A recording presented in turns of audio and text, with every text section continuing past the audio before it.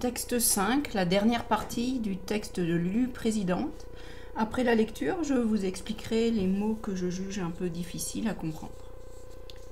Arrêtez, mes amis, arrêtez! Lulu se jette entre les deux camps. On ne va pas se battre pour choisir un président?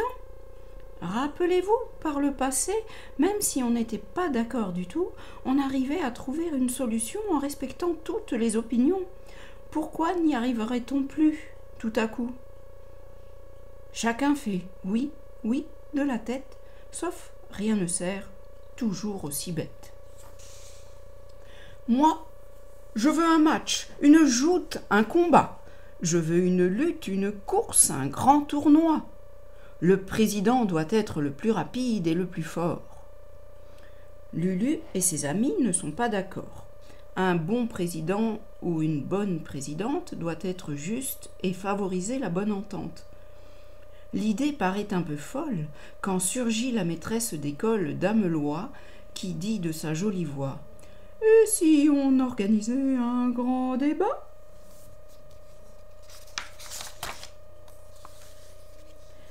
À peine le grand débat est-il proposé qu'il est accepté et organisé. Dans la salle de classe de l'école, face à face, Lulu et Rien ne sert, sans se disputer ni se couper la parole, discutent de comment faire pour mieux vivre dans la forêt. Damelois veille à la bonne discussion. On pose toutes les questions. Maintenant, tout le monde sait pour qui voter.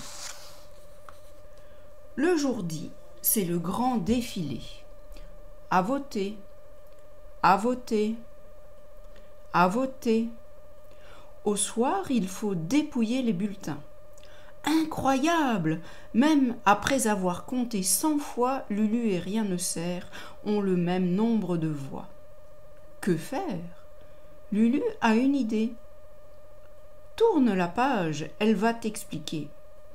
Regarde dans le carré bleu. Attention, c'est sérieux. L'occasion n'est pas fréquente d'élire son ou sa présidente. Alors, je vais revenir sur certains mots qui me semblent un peu difficiles.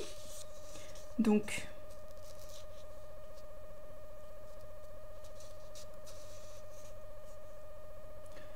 une joute, c'est un espèce de combat dans lequel les deux adversaires s'affrontent et essayent de se faire tomber. Un grand débat, c'est une discussion qu'ont deux candidats pour se faire élire, et ils échangent leurs idées, ils annoncent leur programme, ce qu'ils veulent faire s'ils sont élus.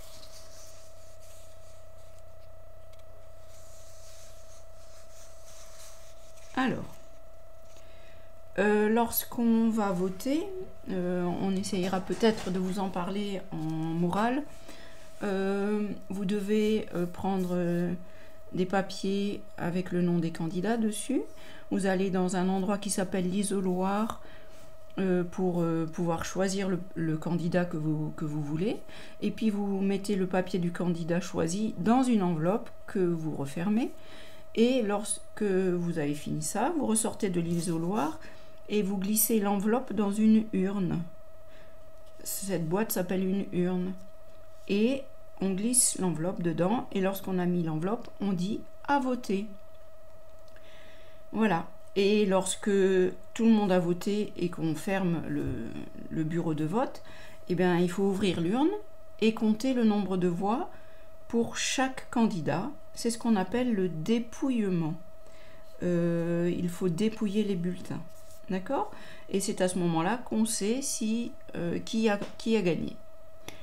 Donc ici, dans cette partie du texte, on vous dit de tourner la page et Lulu a une idée pour être élue présidente ou pour que Rien ne sert ne soit élu. Eh bien, en fait, ils ont souhaité faire voter les enfants qui achetaient le livre au moment de la vente du livre. Donc là, vous n'aurez pas l'occasion de voter parce que je crois que le vote est clos depuis longtemps. Il faudrait voir sur Internet s'ils ont annoncé le vainqueur, le candidat élu. Voilà, à bientôt, au revoir.